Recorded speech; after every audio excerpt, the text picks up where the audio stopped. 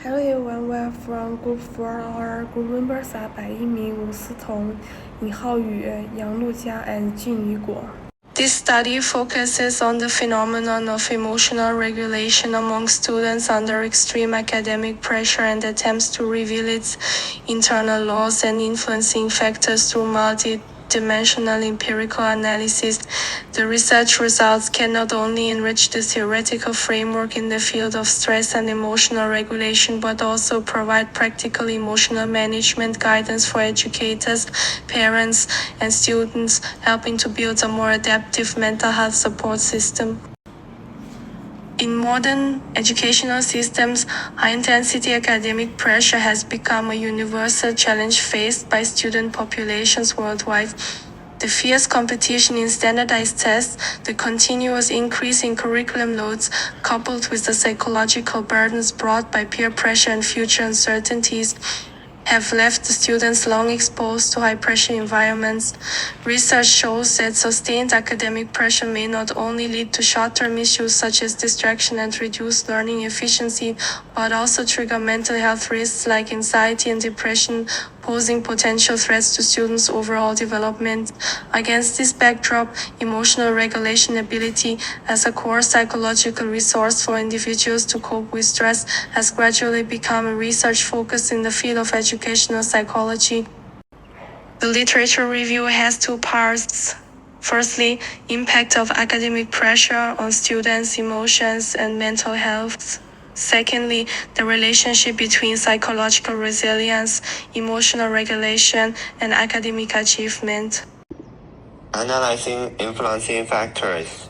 Identify key factors affecting students' emotional regulation under intense academic pressure, covering aspects such as personal traits, family environment, exploring regulatory effects.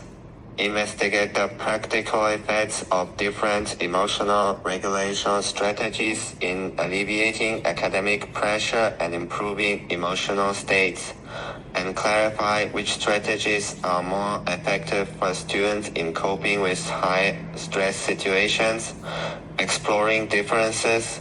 Identify differences in emotional regulation patterns among students of different groups in high-stress situations, providing a basis for targeted interventions. Research methodology. Literature research methods and sort out academic literatures, research reports, and theoretical achievements at home and abroad in the fields of emotional regulation. High-stress situations, academic pressure, etc. systematically understand the progress, theoretical frameworks, and research gaps of existing studies, and provide a theoretical foundation and research ideas for this study.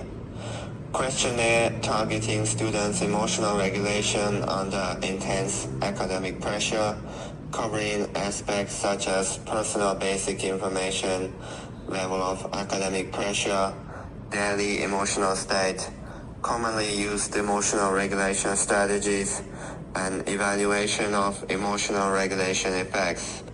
Experimental research method. Design experiments simulating high-stress academic scenarios and select some students as experimental and control groups. Students in the experimental group receive specific emotional regulation training or interventions, while those in the control group receive no intervention. Observe and compare changes and indicators such as emotional states and learning efficiency between the two groups to verify the effectiveness of specific emotional regulation strategies or interventions. First of all, there is an emotional feedback in a higher intensity learning environment. We interview some students and ask about their reactions when there were actions. Most students would feel nervous due to their studies or exams, have difficulty falling asleep, have a faster heart rate, and being unable to concentrate, which is the norm.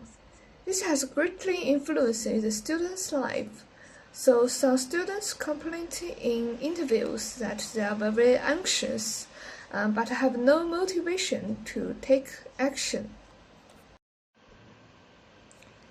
Next, let's talk about what we saw during the interview about the self-regulation of the students. Of course, most students have their own ways to relieve anxiety when facing it. The following can be recalling divided into three categories.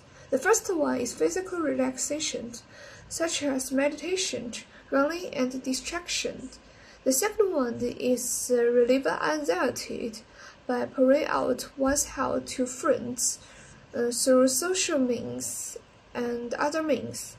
The third one is to express emotions through active means, such as keeping a diary and the like. Of course, self-regulation is not always completely correct. Sometimes students are unable to properly balance relaxation and stress. Sometimes we may fail to relax effectively, and even become more actions becomes waste of time. Therefore, we need to be more professional in guiding everyone on how to relax. Hello everyone, my name is Yang Wujia and my metric number is 8206809. And I want to talk about the emotional challenges in high-intensity learning. The interview revealed that student experiences serve emotion districts under academic pleasure, including anxiety, irritability, and physical exhaustion. Common symptoms such as insomnia, persistence, and difficulty concentrating indicate that high workloads overwhelm their ability to cope effectively. The second one is self-regulation strategies.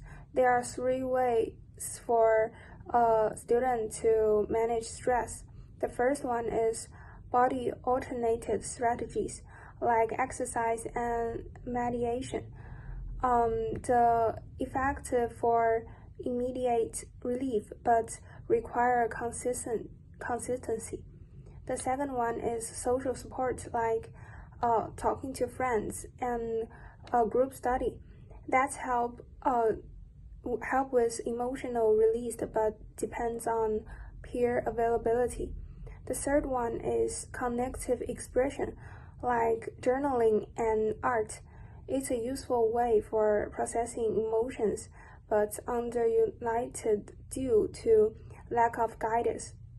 And the third part, risk of unstructured coping behavior.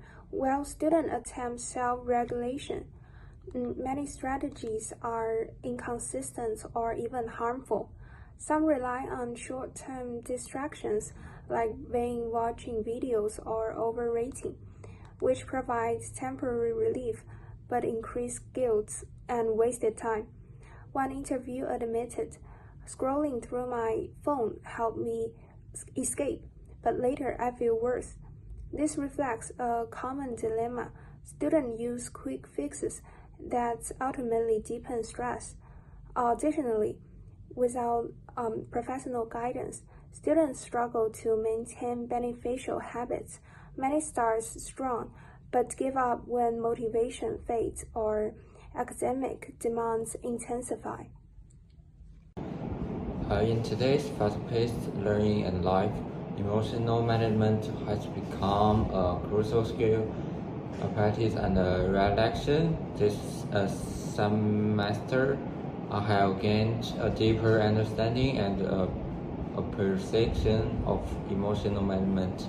Overall, emotional management is a lifelong skill. It not only improves my learning and quality of life, but also gave me a deeper understanding of myself.